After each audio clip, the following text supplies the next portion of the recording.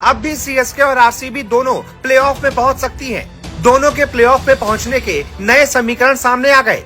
RCB ने जैसे ही पिछले मैच में दिल्ली को हराया, लगातार 5 जीत से इस आईपीएल को हिलाया, पॉइंट्स टेबल में भी गजब तहलका मचाया और टॉप 4 की तरफ बहुत तेजी से कदम बढ़ाया। लेकिन सीएसके जो कि नंबर 3 पर है और उसका आखिरी मुकाबला खुद आरसीबी से है। ऐसे में लोग कह रहे हैं कि उस मैच को जो जीतेगा वही टॉप 4 तक पहुंच पाएगा, लेकिन ऐसा नहीं है। अभी भी सीएसके और आरसीबी दोनों प्लेऑफ में पहुंच सकते हैं। ऐसे में क्या कहता है प्लेऑफ का गणित, हम आपको अगले 2 मिनट में समझाते हैं। बस आप हमारे साथ वीडियो के आखिर तक बने रहिएगा। जी, अभी तक आईपीएल 2024 के 62 मुकाबले खेले जा चुके हैं, मगर 4 में से एक ही टीम यानी कि केकेआर ही अभी तक प्लेऑफ में पहुंच पाई है। वहीं बचे हुए 3 पायदानों के लिए अभी भी 7 टीमों के बीच जंग जारी है। आरसीबी के इस धमाकेदार कमबैक के बाद फैंस ये जानने के लिए बहुत इच्छुक हैं कि सीएसके के खिलाफ उनके आखिरी मैच के प्लेऑफ पर क्या असर पड़ेंगे। फैंस के जहन में ये भी सवाल है कि क्या सीएसके और आरसीबी दोनों प्लेऑफ के लिए क्वालिफाई कर सकते हैं। तो चलिए हम आपको समीकरण समझाते हैं। सबसे पहले आरसीबी का प्लेऑफ सिनेरियो। 18 मई को अपने आखिरी ग्रुप स्टेज मैच में आरसीबी का सामना चेन्नई सुपर किंग्स से होगा। अगर आरसीबी सीएसके को पहले बल्लेबाजी करते हुए 18 रन या फिर रन चेज में 11 गेंद रहते हुए हरा देती है, तो उसका net run rate Chennai super Kings से बेहतर हो जाएगा। ऐसे में उनका प्लेऑफ में पहुंचने का चांस ज्यादा हो जाएगा।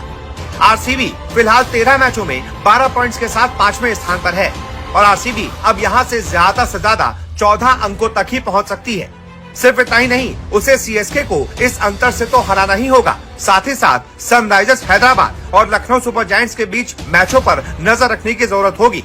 अगर एलएसजी अपने 2 मैचों में से केवल 1 मैच जीतता है और दिल्ली कैपिटल्स और गुजरात टाइटंस दोनों अपने नेट रन रेट में काफी कमजोर रहते हैं, तो आरसीबी और सीएसके के बीच 18 मई का मुकाबला एक तरीके से वर्चुअल क्वार्टर फाइनल मुकाबला हो सकता है।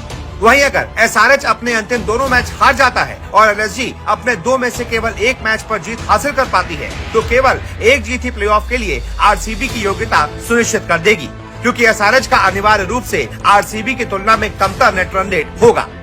अब इसके बाद आपको समझाते हैं चेन्नई सुपर किंग्स का प्लेऑफ सिनेरियो। सीएसके फिलहाल 13 मैचों में 14 अंकों के साथ पॉइंट टेबल में तीसरे नंबर पर है। सीएसके का आखिरी मैच रॉयल चैलेंजर्स बेंगलुरु के खिलाफ है और अगर वो मैच जीतते हैं तो प्लेऑफ के लिए क्वालिफाई कर जाएंगे। अगर सीएसके आरसीबी से हार जाता है तो भी उसके पास प्लेऑफ में पहुंचने का मौका होगा। अगर वो आरसीबी से बेहतर नेट रन रेट बनाए रखता है तो सीएसके प्लेऑफ में पहुंच जाएगा।